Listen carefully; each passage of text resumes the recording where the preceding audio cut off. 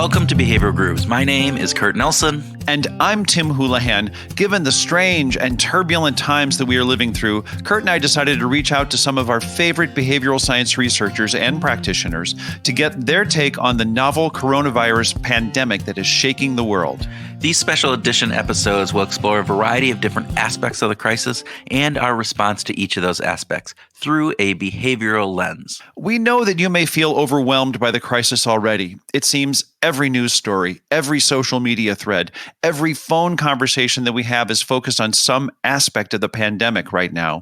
While the news and updated information are essential, we're going to take a different tact. We want to try to understand the science behind our reactions and our behaviors and how science can help us cope and move beyond the current crisis. In each episode, we talk with a different behavioral science expert and get their best thinking on an aspect of the crisis. So sit back, take a deep breath, and listen to our special series on behavioral science and the coronavirus pandemic.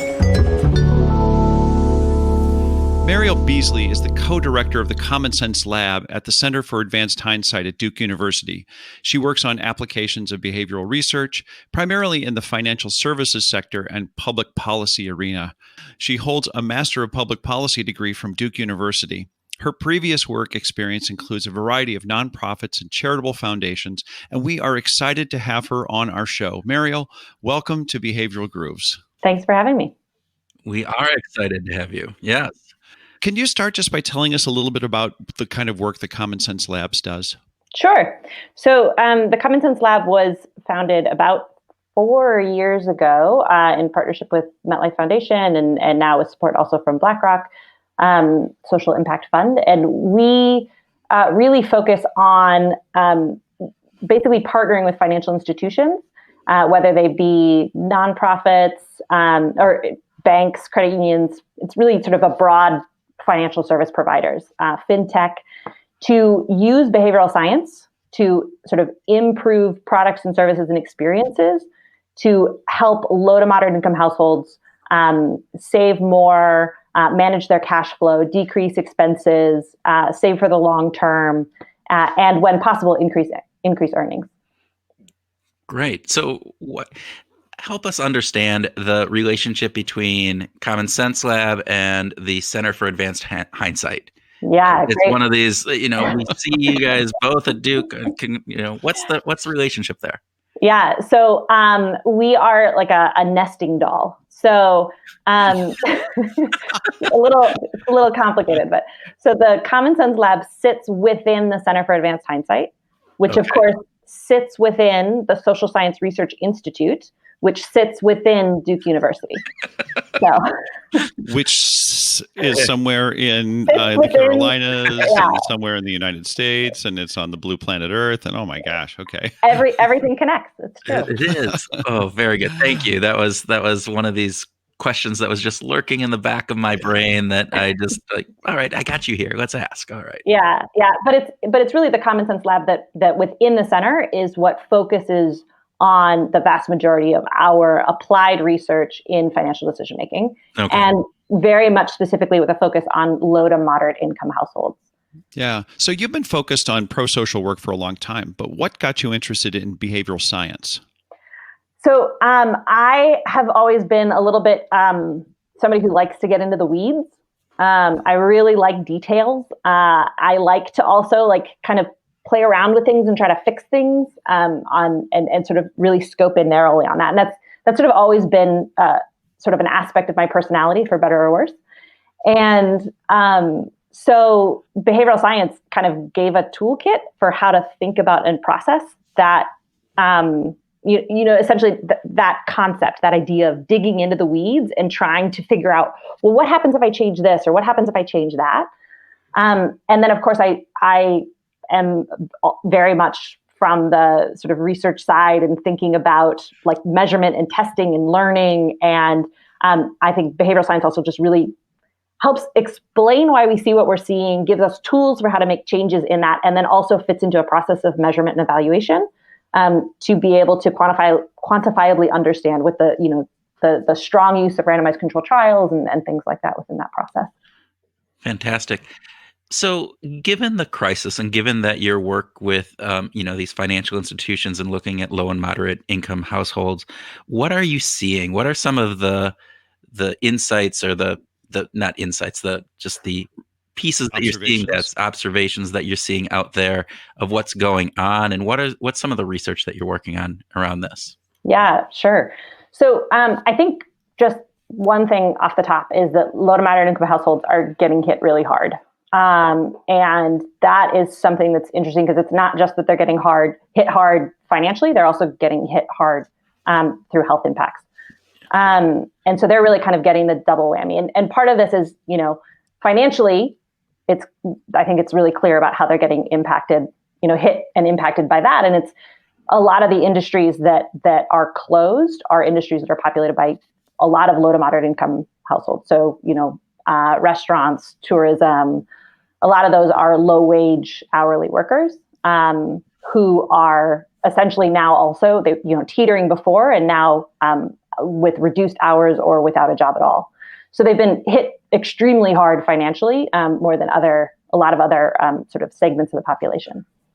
They've also been hit hard health-wise. And part of this, there's a couple of reasons, right? So a lot of the research on COVID-19 and a lot of what we're seeing is that, people who have other illnesses are especially at risk when they, get COVID-19. And that's, we know that poor health also correlates with lower income. And there's all kinds of reasons why that might be. It's lack of access to healthcare. It's, all kinds of other stress factors, like all of these things that sort of create the system where people who are poor tend to also sort of be at risk for poor health. But on top of that,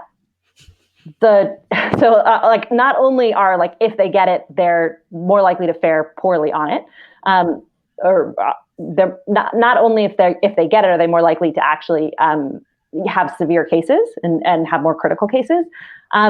They're also more exposed in many cases because when you think about a lot of the essential services positions where people can't socially distance, those happen to also be low wage hourly workers. The grocery store clerks, exactly. The delivery people. Okay. Exactly. And so now, not only are they at higher risk for critical stuff, they're higher risk for exposure, but they're also being impacted financially because their hours are decreasing in some cases, or completely closed altogether. So just off the cuff, off the top, we're seeing that just LMI households are being hit hard, and it's stressful. But people are kind of responding a little bit differently. I think the other thing that we're really seeing is that not only are people not only are LMI households responding in all the ways that you would expect around these, income shocks and whatnot, relying on savings, relying on family and friends, increasing debt, skipping bills. Not only are we seeing all of that, there's a couple of other kind of more unexpected things that we're seeing in our research and also research from some of our colleagues. As mentioned, we partner with lots of different financial service providers, and some of those are fintech providers. And one of those partners is Capital, which is a goal-based savings app. And one thing that they found that was very cool that we found with them is that that basically since the beginning of COVID in the US and the news really increasing, they saw an increase from 2.5% of their new users setting up emergency savings as their goal. That has increased to 15% of their new users, which is a 500% increase, which is huge. And so right now, a lot of people are thinking that, now's not the time to be encouraging people to save. Now's not the time to be talking, people are in crisis, nobody has any cash, et cetera, et cetera. But the thing is that this is incredibly salient, and people are really thinking about putting money away for, and it maybe isn't for when that unforeseen emergency happens in the future. It's, I'm in an emergency right now, and I need to be putting money aside for next month. Wow. Yeah. Wow. So, I mean, this is really interesting. We've talked to a variety of people in the social sciences and behavioral sciences, and one of the things that keeps coming up, like Wendy Wood and Christina Bicchieri, talk about, okay, this is a cataclysmic fresh start, right? This is the great opportunity to fresh start. But there's also a lot of decision research on making big decisions in really troubled times like this can be very stressful. This is a hot state, not a cool state for decision making. So just what are your first thoughts about this for this tremendous increase in the number of people who are increasing their savings as new users? Good idea? I mean, I think it's a good idea, but I might be biased. I mean, we're all biased, right? Yep. So I think it's a great thing. But I think that it's also important to understand that it might be a reframe of what savings means. Because a lot of times people think about savings as this sort of accumulation process where you put money aside and it grows and grows and grows until one day you need it.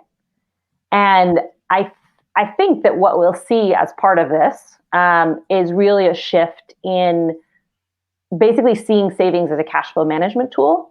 Mm-hmm. Where it really is much more of this liquid in and out flow, and that it's savings is not something that is set aside and used in some future that's unknown. It's that savings is, this is what I'm putting aside to make sure that it's that my spend stretch, that I'm able to stretch what I currently have, and then pull it in from savings. And it might be, and that it's sort of this process that goes in and out with a much more sort of higher cadence or frequency. Yeah. So I think that's one thing we see. I think there is a little bit of some interesting challenges, though, when we think about the stimulus checks that are going out, thinking about this, in these big moments of uncertainty and things like that, we do sort of have this natural reaction to sort of protect, right? So we are seeing people are cutting back, even if their income hasn't been impacted yet. People are trying to save, even if they haven't been impacted yet. But we also know that the economy actually likes spending. So this is going to be a little bit interesting in that a stimulus check is usually, from a macro perspective, the idea is that it's to have more people spending money in the economy to help stimulate that economy. And I think what we'll see is much more of the micro reaction of, great, I'm going to save this for later. So it might not have the macro impact as expected. Going back to this reframing and the aspect of saying how they're viewing savings now moving forward, is there a compression in the time frame to a little bit degree in what you're saying? Because it isn't going to be this savings that I will only touch 30 years down the road. This may be a savings that we dip into next month, next year, 5 years from now, that this is a more fluid piece of it. And is that part of the potential reason why people are doing it more? Yeah, I think that's definitely part of it. I think people are starting to think of savings not just as long-term and short-term, but also as, which is that, saving for retirement in college is long-term, short-term, then there's intermediate, which is saving for the down payment. Short-term is saving for an emergency. But I think what we're also seeing is micro savings, which is savings that will be used in a month. Okay. And potentially even planned to use in a month. But people are sort of setting it aside in order to be able to then have it in a month, particularly in a moment of high uncertainty when they don't know if and when they'll get their next check. How do people typically frame uncertainty or saving for a rainy day? Do you have any research that can speak to what that rainy day might look like? Because this is unforeseeable in the biggest sense, isn't it? Yeah, that's a great question. It's tough. We have some research that we did a few years ago that is only tangentially related, but I'm going to talk about it anyway as an example here. That where we essentially were trying to prompt people to think about savings as a way of saving for a rainy day. Mm-hmm. And so we actually tried to prime them with an unexpected event as a way to encourage them to put money into savings. And so, essentially we sent out emails to folks. This was an opportunity they were going to have to set up a savings account and make a deposit. And we sent out an email and we said, you might have this unexpected expense in the future and you might want to have some money set aside. And we sort of gave that prime to some people, but not to others. Interestingly enough, that backfired. Oh, wow. Yeah. Wow. And it wasn't just that it was a null effect, like it backfired. It did statistically significantly worse than the control that did not prime it. And oh my gosh. yeah, and our hunch, right? We don't know for sure exactly why it backfired. It could have been, a rare event. But our hunch for why it backfired is because, and this was, a few years ago, but people have often, there is sort of this emotional, it feels really bad to pull out of your savings, right? Mm-hmm. It feels like a failure to have to spend out of your savings.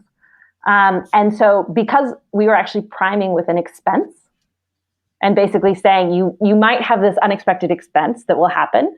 And instead, because people don't naturally have, or at least they haven't had sort of a savings account thought of as a cash flow management tool, mm-hmm. and instead think of it as, you put it aside and it accumulates and it grows and an X, Y, or Z, and you don't touch it. I think that what basically people were saying, well, man, you're telling me I'm going to have to spend this. I should keep it in my checking account.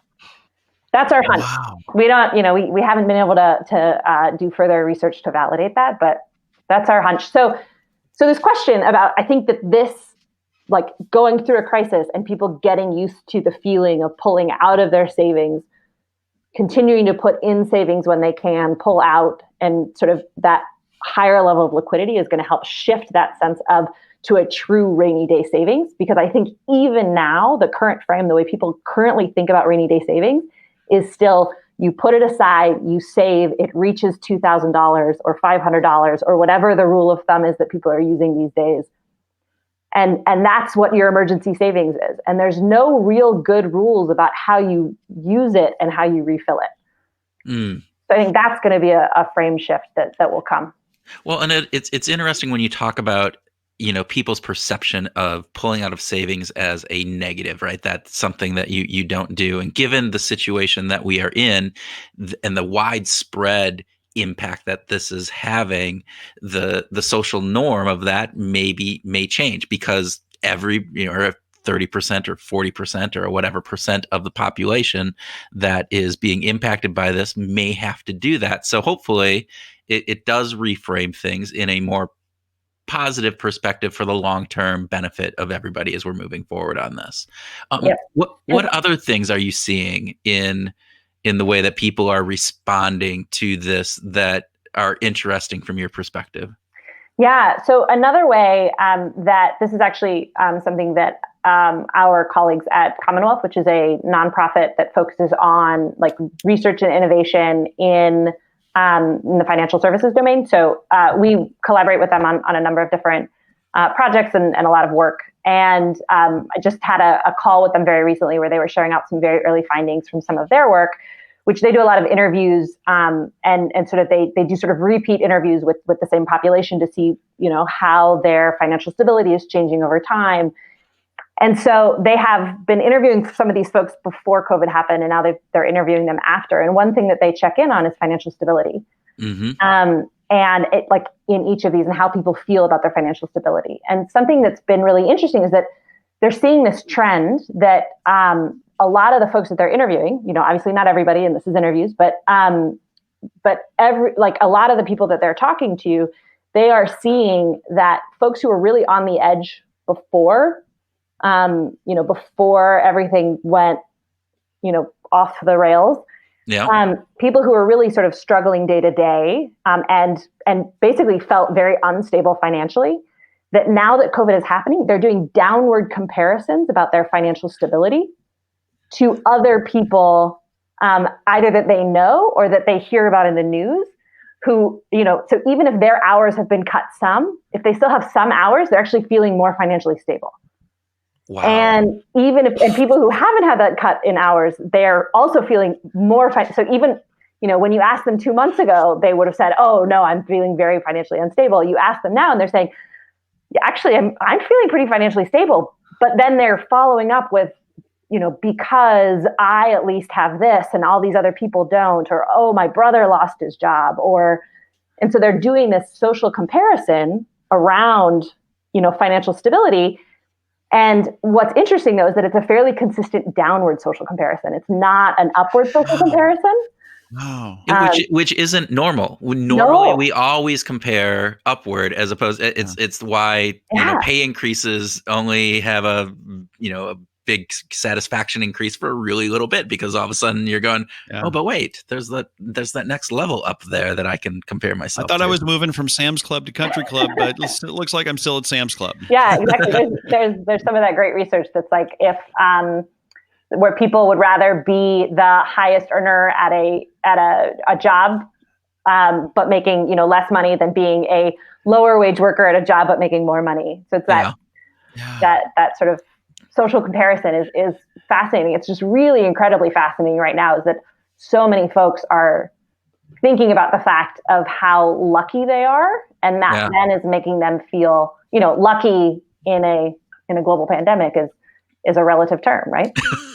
So. We laugh, but I mean, there's truth Yeah. there, right? There's a kernel of truth in all of that. So so it's super interesting. Would you mind sharing your crystal ball with us? I'm sure that you've got one. And so we're just asking that you get it out for just a minute. And, because we've had a lot of conversations with behavioral scientists about what they think, what might carry into the future. What are the norms that are being formed now that might go forward? Yeah. So I think we're going to see a lot of reduced spend even coming out of this, not just because, and I think in a couple of ways, not just because it's going to, even once things open back up, people are going to be scared. It's not just that. It's also that people are going to realize that they didn't need all those things that they were subscribed for and paying. And, there's lots of great research on there on adaptability and how quickly we can adapt to things. And so I think that people who are downgrading now as a way to cut costs and cook more at home, and they're, adapting to that lifestyle, that it's going to take a while for the spend to go back up to where it was, even once, restrictions are out. So I think that's one. I think another thing is that we are going to see a real increase in savings rates in the recovery. There's lots of evidence that shows that after recoveries, during recoveries, people, because it's so salient, people save more. I think similarly with stocks, right? We saw this coming out of 2008, that people were really unwilling to do risky investments, just a lot. And I think we're going to see a very similar thing, where people are kind of trenching in their savings. They're trying to regain control in a time that's been pretty unpredictable for a lot of folks. So I think we'll continue to see that play out. It's interesting because we've talked about the time it takes to create social norms with a bunch of different people, and I find it particularly interesting that we have a relatively short amount of time. This isn't like the Great Depression or World War II, where there were years of rationing and living with a lot less. We went through the 2008 downturn, and people are back today, 12 years later. They're heavily invested in risky investments. Yeah. But from what you're seeing now, you think that these trends might continue, at least possibly even generationally, that they might influence us? Generationally is a lot. I think it's a great question. My hunch is that it won't be as long as, Great Depression or anything like that for things to get back to normal. And I think that part of that is also social norm related, right? So social norms are kind of communicated at a different rate these days than they have in the past. And this is because of so much of our lives are now visible. And social, we're connected to so many more people that we sort of see and get sort of the visual feedback on norms. And that's, I think, one reason why spend has accelerated so much in the last decade, is because, we talk about this a lot in the financial space, is that all of the social norms and social proof that we have around financial decisions is all in the spend domain. That's what you see, right? That's all we can see. We don't see what people don't spend. And so my hunch is that that will also then, when spending opens back up, it'll take a little while to get there. But because of the connectedness and because so much of our lives are still on social media platforms and Instagram, and like, there's the great research from that was done in Canada on lottery winners, where like when you win the lottery, it makes your neighbor more likely to file for bankruptcy. Yeah, this is like the social norms of spending. And so I think similarly, it'll take a little while to get back up there, but we will certainly get back up there as more people are,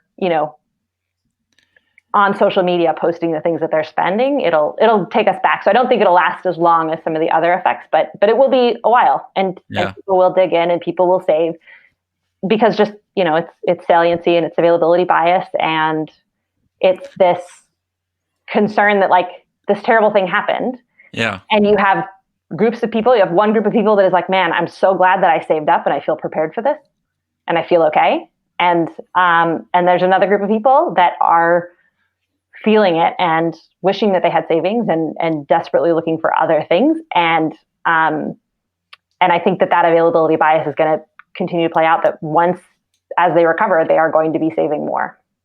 Well, and today, right, I'm not sure what the research, you probably have a better idea of this, but I know there's research out there of people the percentage of Americans who couldn't even afford a $500 car expense, that it doesn't, they don't have that amount of savings. And so it seems like you're saying that hopefully after this that we get out of this, that at least for the short term, more people will be saving and putting up these emergency savings accounts that you talked about earlier. In the long run, because of all the other factors that you talked about, the descriptive norms of going out to social media and seeing people spending, and you might have some normative things of I should save, but they're not being visually seen because you can't see that. Is that, I guess my question is really going to think about what is it that could help that in the long run, if it is only going to be a short-term gain? Are there things that we could be doing and putting things in place to help those people maintain that savings for a longer time frame than maybe just whatever that short-term period is after this crisis is done? Yes. Short answer is yes. Longer answer is, I mean, that's essentially what we do at the Common Sense Lab. Is we are partnering with financial institutions, employers, gig platforms to actually design better and so basically better ways to get people to easily save and maintain savings. And so I think from our perspective, one thing that is an opportunity in this is kind of going back to some of the comments about fresh starts and the research around the fresh start. This is a high level of motivation to start something. Yeah. And so if financial institutions and employers and people who are touching people's finances, either by providing their paychecks, by managing their money, if they are able to actually use this time to create better products and systems that make it easy to put money in, makes you feel good about keeping money there, and creates a little bit of friction about pulling it out when it's not necessary, that is going to essentially, you're going to be able to have this natural increased motivation to get people to make these one-time decisions as they are coming out of this in the recovery that hopefully will then stick. And that's basically exactly what we do. And I think a classic example of this is the whole reason why people are even talking about pulling money out of their retirement savings to cover some of the emergency stuff is because retirement savings is actually a really good savings product. Mm-hmm. It's very well designed, right? Many, many companies, you're opted into it, you're defaulted into it and you have to opt out. It has a match which gives you sort of an anchor amount of what you should be putting in there naturally. It sort of gives you a sense of, okay, this is what I'm supposed to be contributing. And it comes out of your paycheck. So it's pretty painless because we budget to our paycheck. And so it's just a really smart design from a behavioral science perspective. It's a smart design savings product we don't really have any good short-term savings products that are designed as smartly as this long-term savings product. Yeah. Oh, yeah. And so if however, we're able to essentially create, and so that's why you have tons of people who have retirement savings but have no short-term savings. And so if we're able to actually use this time and realize, like, we got to do something about short-term savings as well, and create some of these better designed products and services, then I think it'll be sticky. This is certainly a time when more people would be willing to jump in and take money out of their long-term savings. Are you seeing any of that, or do you have any thoughts about that? Oh, lots of strong thoughts. So obviously with the COVID CARES Act, which has sort of lifted restrictions for the withdrawal penalties, and basically saying if you need to withdraw, you can withdraw with no penalty. My issue with framing this as making a withdrawal with no penalty is that it actually obfuscates the fact that it's a huge penalty to withdraw from your 401k right now, because the last thing you want to do is pull from your retirement when the market's down, right? You don't want to pull from the market when the market's down. You are essentially you're getting 70 cents on the dollar. And so it's like a 30% penalty rather than, great, you don't get your 10% penalty. Instead, you have a 30% penalty if you're withdrawing right now. Yeah. And so framing it as no penalty is not a helpful frame. That's my thoughts there. And I think on top of that, like I've seen a lot of companies and employers who are proactively reaching out and just to let their employees know that this benefit exists, right? And so they're saying, just FYI, there's no longer restrictions on making withdrawals from this, which we know a lot about how people interpret information. And it's very easy for something to be interpreted as an implicit recommendation. Yeah. And so, and on top of that, we also know there's evidence out there that shows that the employer is one of the few trusted institutions, and actually one of the most trusted institutions in people's lives, which is interesting, but another topic perhaps. Oh, that's right. We wanted to realize on that. Yep. But essentially, so a message from your employer telling you that this is an option for you that has no penalty can very easily be interpreted as a recommendation where, instead of paying a 30% penalty on that cash, for some households, it might make more sense to look at credit options to cover that. It might make more sense to look to see, are they in a position where a HELOC might be a good option for them, or, some other way to cover that gap rather than you don't have emergency savings? Great. Go to your long-term savings. Yeah.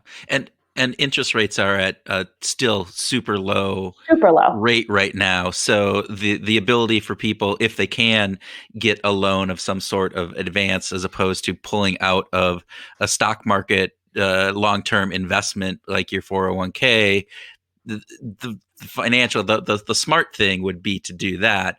But again, I think there's probably some emotional reaction. And as you said, who do you trust? And the way that people implicitly take that information and that communication and saying, oh, well, this is what I should be doing because that's what they're telling me. So good insights on that. Mm-hmm. Yeah. I'm curious about what it's like to be a practicing behavioral scientist and CEO working from home, sheltering at home. Well, how are you faring, and what's it like for you? So again, that downward comparison. I'm very fortunate.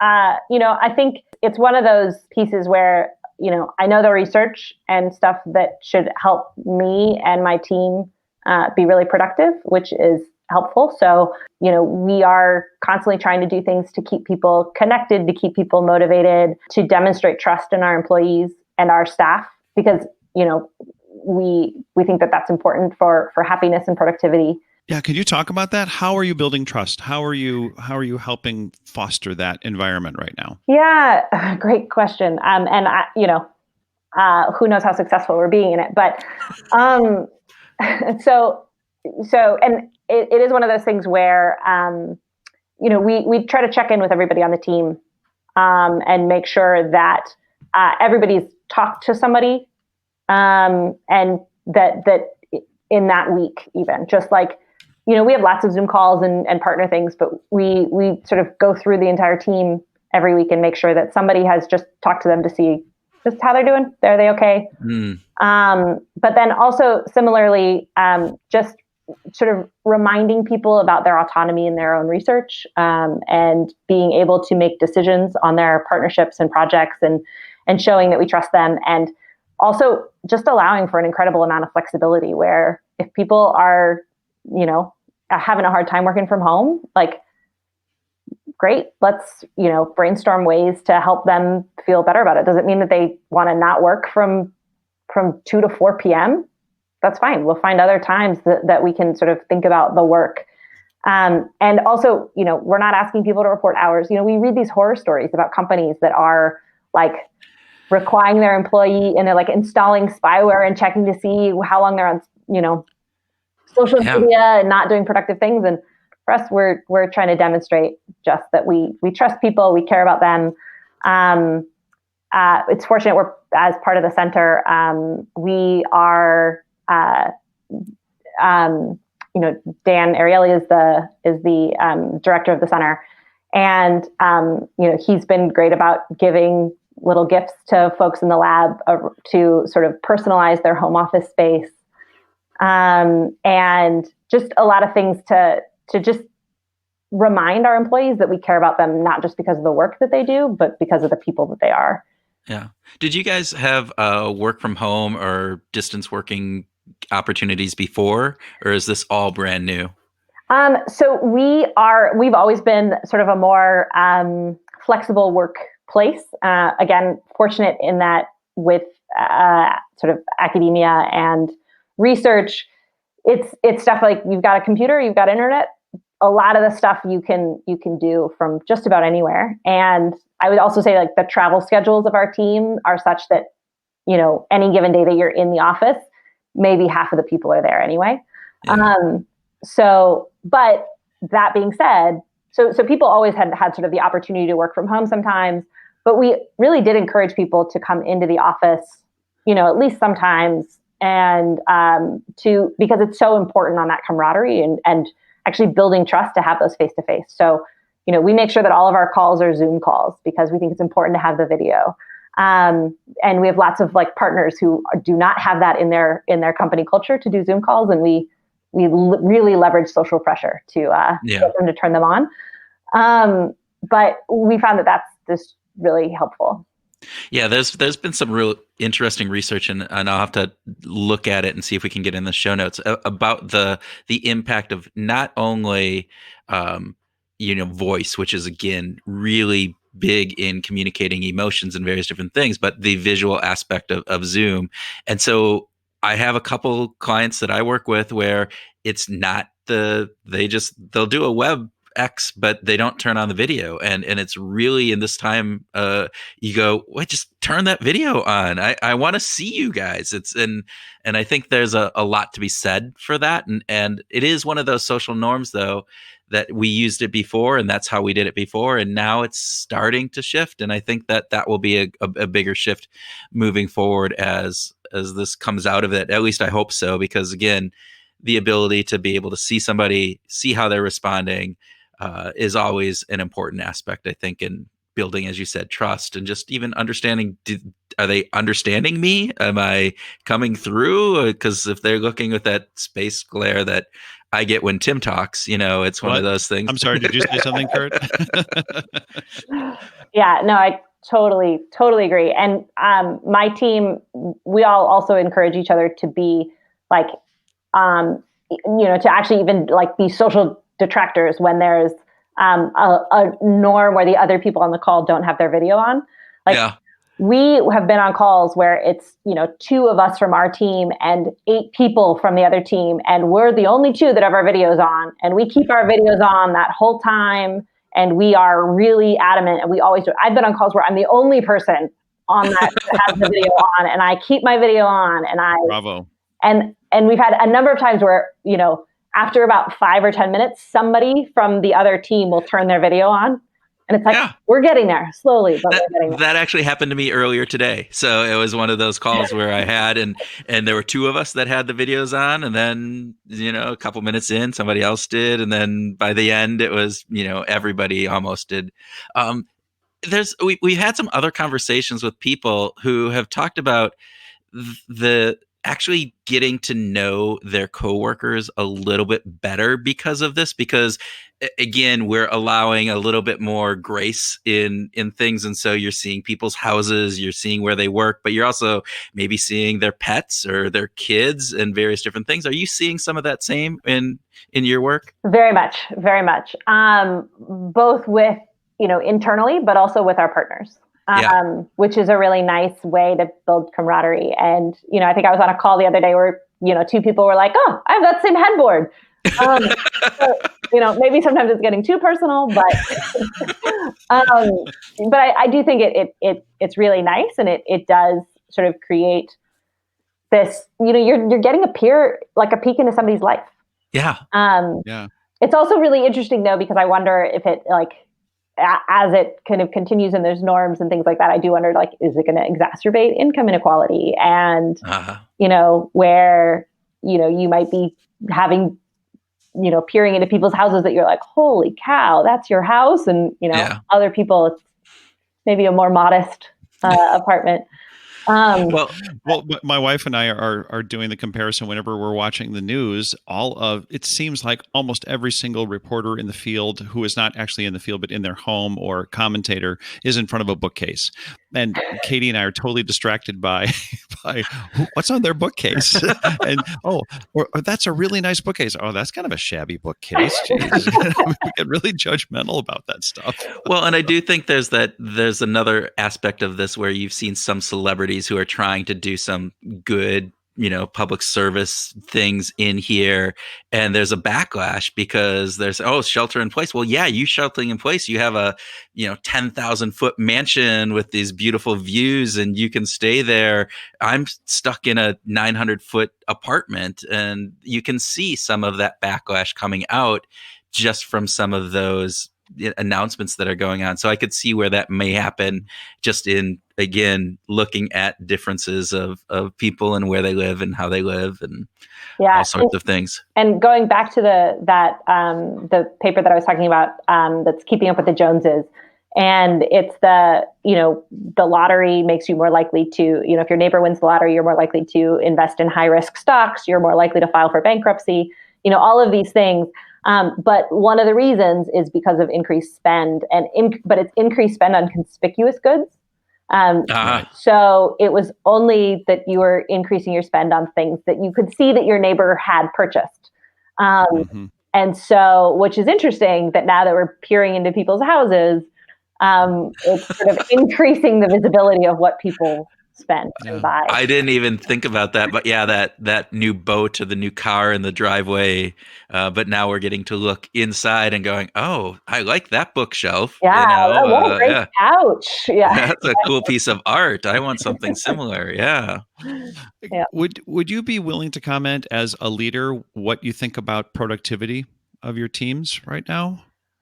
I think that we should be thinking about long game, not short game. And I think that we should be thinking about not how are we, maintaining levels of productivity that were prior to the shutdown and COVID and things like that, but instead think about how do we cultivate this as a moment for, both, again, increasing that relationship with your employees that is going to then lead to greater productivity in the future, even if it means that it's a lower productivity right now. So that means being forgiving. It means being accommodating to crazy schedules and stress and anxiety and all of the other things that are happening right now with people. And I think it's about being, and also encouraging employees to use some of this time for themselves and their personal interests. And because it's, we need to be thinking about mental health of our employees, and being able to protect that will greatly pay off dividends in the future. But we need to have that long range sight and not focused on, are we meeting our issues? Are we meeting our quotas? Are we meeting our, promises for this month? But instead, can we think about it being longer than that? Kurt and I were heartened by a conversation we had with the vice president of U.S. sales for a multinational firm. And he actually said, we might need to think about redundancy in the corporate world to have more people doing one job because it's complicated. And as opposed to focusing on how can we be more efficient, it might be loosening up the efficiency standards, which was a dramatic thing for a sales leader to say. Yeah, that's great. I mean, I think that's perfect, because I think this is definitely a case where we are seeing, not just with ourselves, but also our partners, where like, if somebody's out of the office for 2 weeks, who's because of illness or because they're caring for someone else who might be sick, that like, if we want to be able to continue to do stuff, we need other people who can easily like step in and do that work, which means that they've been on the project this whole time and they've been dedicated to that. If you want to keep stuff moving, going forward, and et cetera. So I love that idea of like, we've had such an emphasis on like streamlining and, and there's a lot of benefit in nimbleness that sometimes helps with small teams, but I completely agree. We showing, an expertise that is one person thick has cracks in that these days.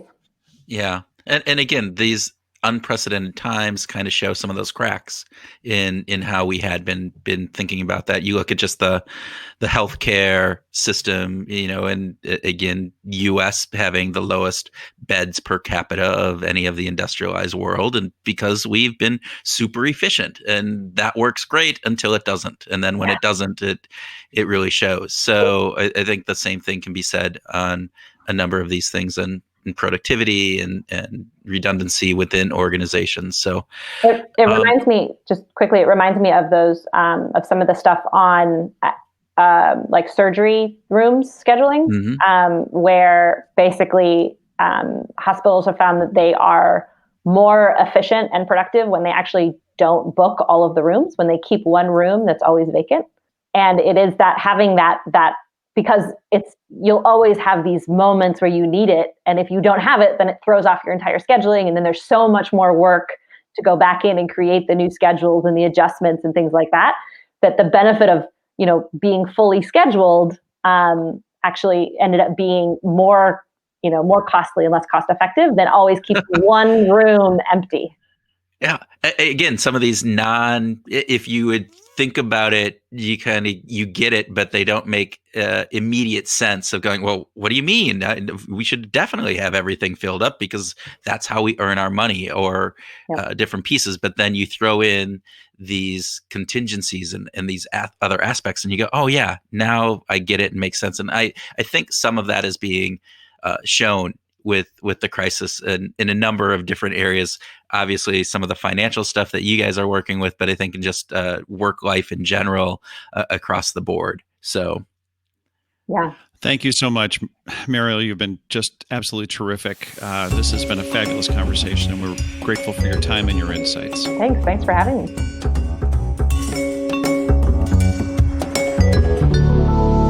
Welcome to the special edition grooving session where Tim and I groove on some ideas and concepts that were inspired by our conversation with Mariel. All right, Tim, what struck you from this conversation?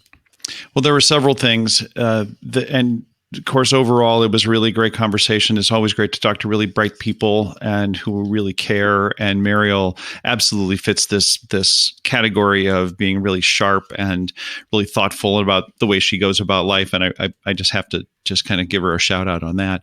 But the first thing that I wanted to talk about was micro savings and how it's basically non-existent. Yeah, it was non-existent before this, and this just showed how little many people, particularly lower and middle class people, have a savings safety net. Right. We just don't. Right. And I wonder how closely this is tied to the social norm that we don't talk about money. So if for instance, let's say I have, let's say that my micro savings for short-term troubles is zero, and let's say you have $1,000. Yeah. But we both spend at the same. Let's say we both go out to the same restaurants and we both spend the same way. That our lifestyles are basically the same. We have no idea really about each other's particular situation. Yeah. What was the story that your dad, you mentioned about a birthday gift of G.I. Joe? That's right. And on my 10th birthday, Jim just had his birthday 11 days before. He gets the G.I. Joe with the Kung Fu grip. And I'm like, Dad, I got to have a G.I. Joe with a Kung Fu grip. And Dad said, we can't afford that. And I'm like, hey, Jim Fowler's got one. And he said, we don't know what his situation is. Yeah. Just because they spent the money on that doesn't necessarily mean that they're financially sound or not. Actually, my dad wasn't making a judgment that they were not, but he was simply saying our situation is we're not going to spend the money on that. Right. And we don't know what Jim Fowler's situation is because we don't see that. We see the consumption side of things. And that's what we talked about in this too as well, right? You go on social media and you see the vacation, you see them drinking Mai Tais and new dresses and swimsuits and the new cars or television sets. All of that always gets published. What we don't see on social media is your savings account. Do you have $100 in it? 500, 1,000, 10,000, 100,000, $1 million? We don't know. We could be spending the same amount and have the same outward spending habits, but our saving habits are invisible. So there's no social norm around reinforcement. There's no reinforcement of that social norm. And I've talked to researchers about this in the past, and I remember talking to Ron Kivitz, who is an Israeli national, grew up in Israel, and he said that pretty much in every country around the world except Israel, he said people won't talk about money at all. He said in Israel, it's not common, but it's acceptable. He said it's okay.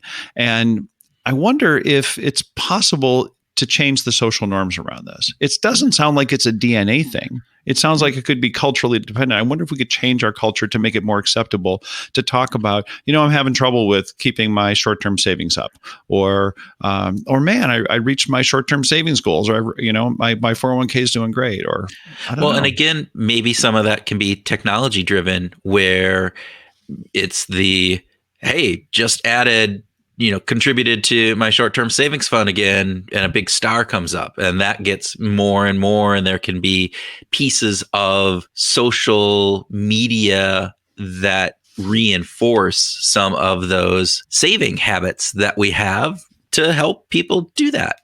But I think it's really interesting that first part that you talked about, the idea that we don't have a short-term savings net, that many people are feeling that given the situation, you almost have to wonder too, how much that's going into some of the protests that are going on out there about opening up the economy. Those people who are facing this dire aspect, they've been laid off, their hours are cut, their spouse has been laid off, whatever the situation is, and they don't have a fallback, and unemployment doesn't necessarily cover it, or the short-term stimulus that was just sent out isn't enough.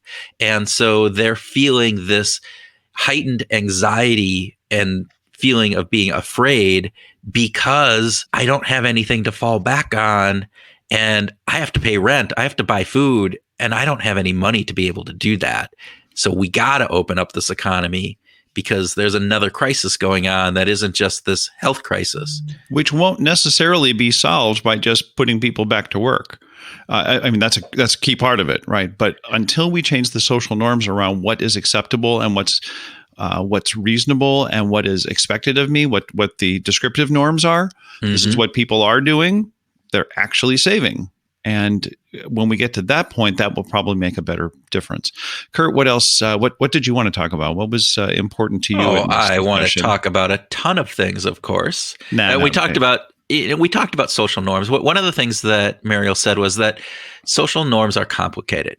And they're complicated by a couple things. So obviously the social media that broadcasts out, and we talk about that we've talked about that, the idea that consumption is very out there, but savings is not. But we're also getting this peek into people's houses with the COVID-19, right? So we're doing Zoom and various different things. And so all of a sudden you would think that, wow, at this time, savings might be more of the descriptive norm, but actually you're going in and you're seeing, wow, they live in a really nice house, or look at that cool TV they have, or wow, whatever it is that you're seeing through the Zoom or WebEx or whatever that is that you're connecting to them.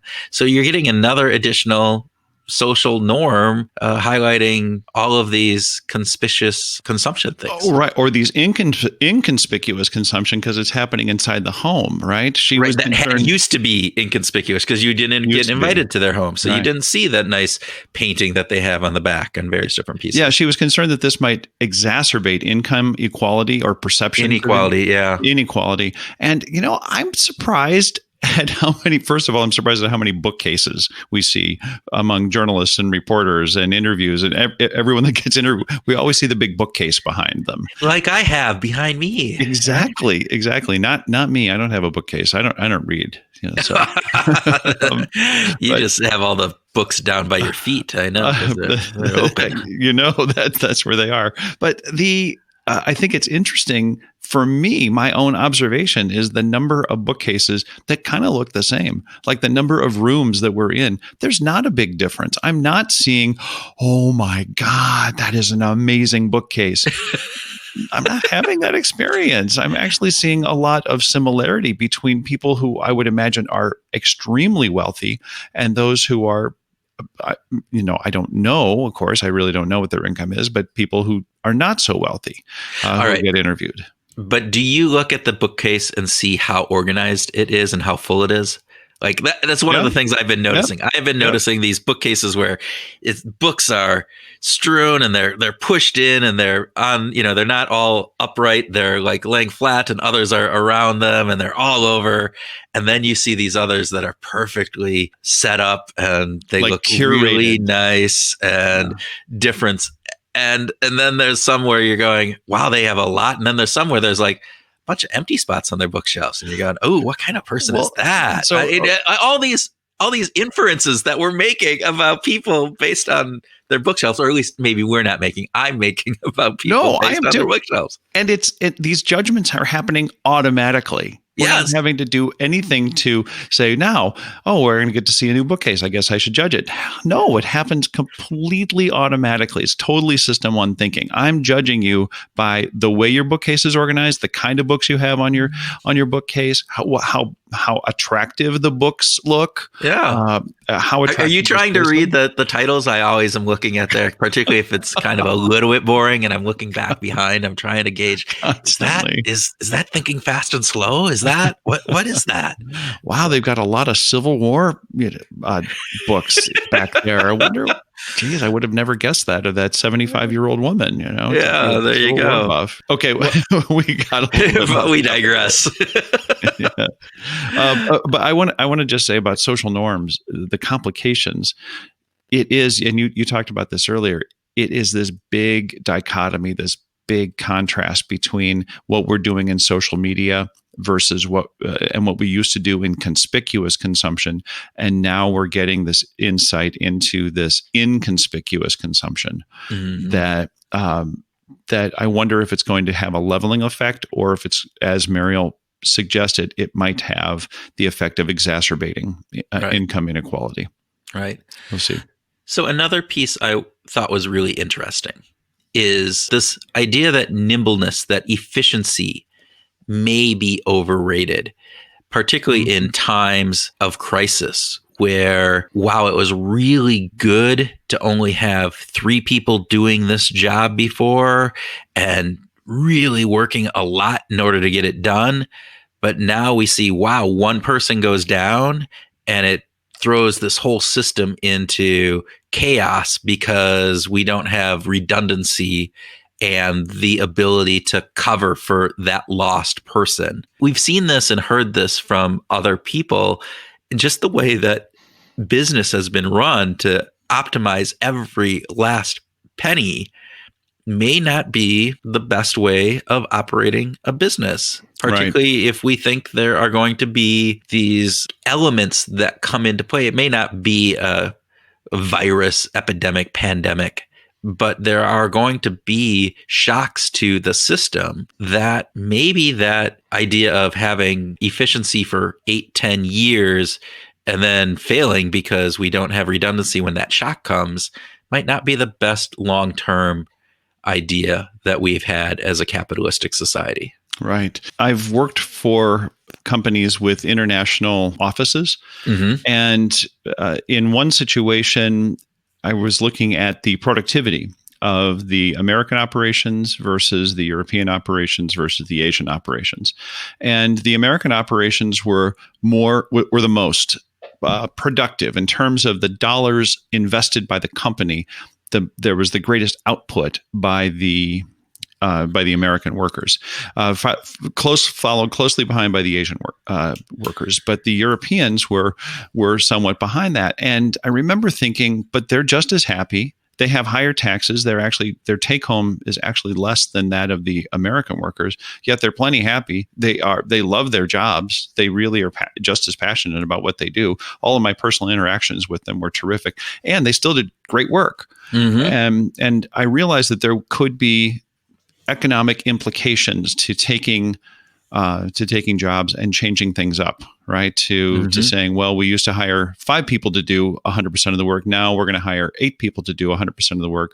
And that might mean we have to charge more or that people earn less, and there's all kinds of economic implications. But it just makes me wonder, could this allow us to make some shifts to give up on the nimbleness a little bit and think about redundancy, getting back to something Michael Bowden talked about. Right.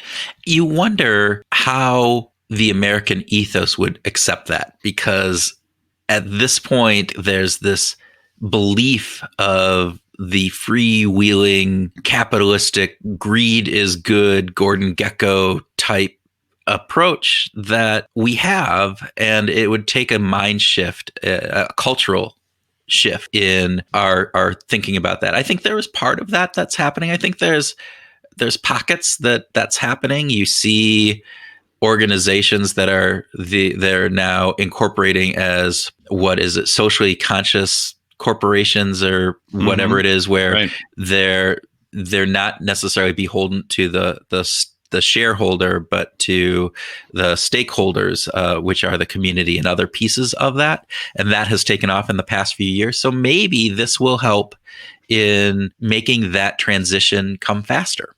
I don't know, but I do think there's a lot of quarter over quarter focus of profits and winning and losing based upon hitting your quarterly financial targets at any cost, regardless of the personal implications that has for people or long-term implications that it has, because you're preparing for the next shock or downturn, and people aren't rewarding that in their stock portfolio quarter over quarter. And I don't know anybody that works for a company that is driven by those quarterly earnings that loves it. That's just so excited about having those. Oh, in those companies where that's the key thing, and they just are excited about, we hit our numbers this past quarter. Isn't that awesome? No, there's constant stress and a lot of pain and anguish that goes along with being on that quarterly deadline all the time. No one likes it. Nobody likes it. And to that point, we talk about the stress that happens and how that shuts down some of our prefrontal cortex thinking and what that does around creativity and long-term thinking and a variety of others. So it builds upon these things already. So again, not necessarily hopeful, but I guess I'm holding out hope, not necessarily thinking that, yes, that's what it's going to become. But I would like to believe that we might take some lessons from this and move forward with it. Thank you for listening to this special episode of Behavior Grooves. We hope that you found it interesting and insightful. If you liked it, please let others know. We think that the topic is important, and maybe we can help in educating people about how behavioral science can help us all out in this current craziness that we are going through. Also, please let us know if you have any thoughts or ideas that would be helpful or that we could share. You can reach us through the Connect tab on the Behavioral Grooves website at www.behavioralgrooves.com or through Twitter. I'm at @THoulihan and Kurt is at What Motivates. We really do love hearing from you, and this topic is one that spurs lots of emotions and thought. As part of our mission, we want to expand and inform the community of people who think about positively applying behavioral science to life. One way that happens is through leaving reviews.